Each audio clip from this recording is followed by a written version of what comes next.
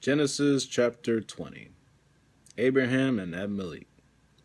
Now Abraham moved on from there into the regions of the Negev and lived between Kadesh and Shur. For a while he stayed in Gerar, and there Abraham said to his wife Sarah, "She is my sister." Then Abimelech, king of Gerar, sent for Sarah and took her.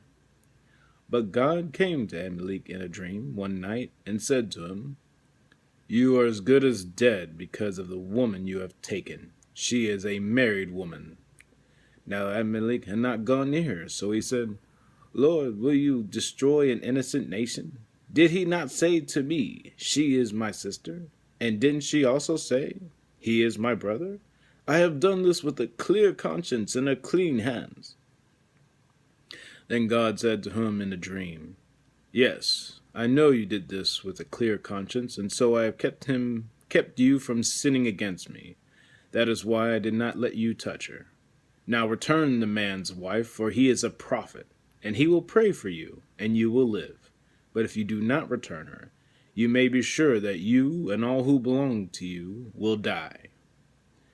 Early the next morning, Abimelech summoned all his officials, and when he told them all that had happened, they were very much afraid. Then Abimelech called Abraham in and asked, "What have you done to us? How have I wronged you that you have brought such great guilt upon me and my kingdom? You have done things to me that should never be done." And Abimelech asked Abraham, "What is the reason for your doing this?" Abraham replied, "I said to myself, 'There's surely no fear of God in this place, and they will kill me because of my wife.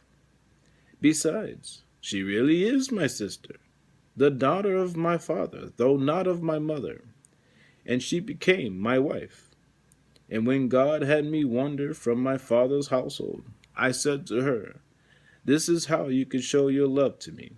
Everywhere we go, say of me, He is my brother.'"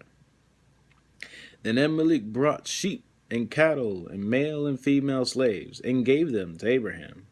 And he returned Sarah his wife to him. And Abimelech said, "My land is before you. Live wherever you like."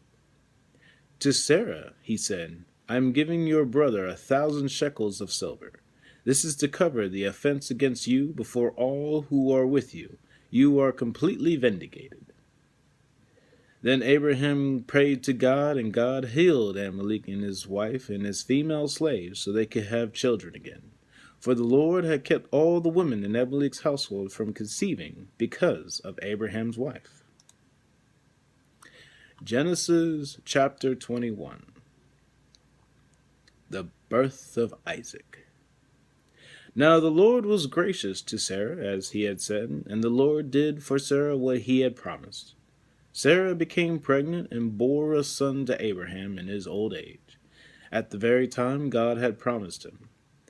Abraham gave the name Isaac to the son Sarah bore him. And when his son Isaac was 8 days old, Abraham circumcised him, as God commanded him. Abraham was 100 years old when his son Isaac was born to him. Sarah said, "God has brought me laughter, and when everyone hears about this will laugh with me." And she added, "Who has said to Abraham that Sarah would nurse children? Yet I have borne him a son in his old age." The child grew and was weaned, and on the day Isaac was weaned, Abraham held a great feast.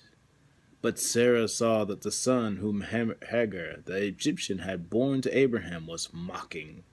And she said to Abraham, "Get rid of that slave woman and her son, for that woman's son will never share in the inheritance of my son Isaac."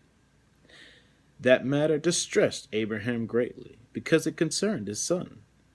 But God said to him, "Do not be distressed about the boy and your slave woman.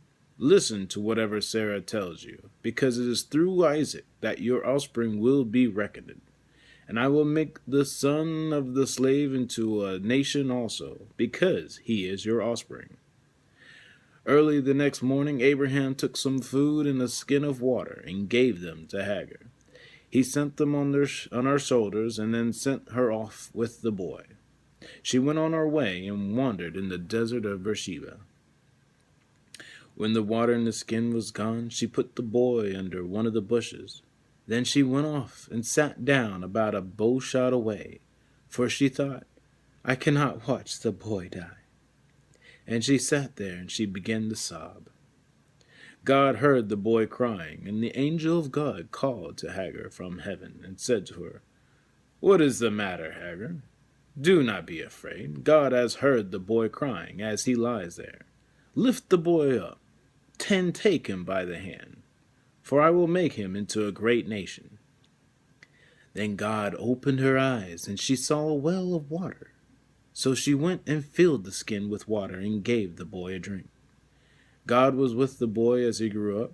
He lived in the desert and became an archer. While he was living in the desert of Paran, his mother got a wife for him from Egypt.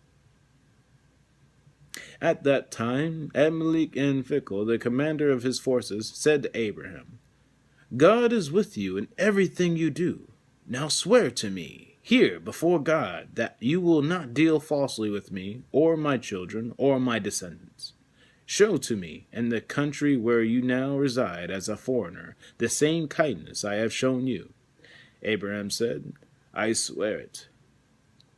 Then Abraham complained to Abimelech about a well of water that Abimelech's servants had seized. But Abimelech said, I don't know who has done this. You did not tell me, and I heard about it only today. So Abraham brought sheep and cattle and gave them to Abimelech, and the two men made a treaty. Abraham set apart 7 ewe lambs from the flock, and Abimelech asked Abraham, What is the meaning of these 7 ewe lambs you have set apart by themselves? He replied, Accept these 7 lambs from my hand as a witness that I dug this well. So that place was called Beersheba, because the 2 men swore an oath there. After the treaty had been made at Beersheba, Abimelech and Phicol, the commander of his forces, returned to the land of the Philistines. Abraham planted a tamarack tree in Beersheba, and there he called on the name of the Lord, the eternal God, and Abraham stayed in the land of the Philistines for a long time.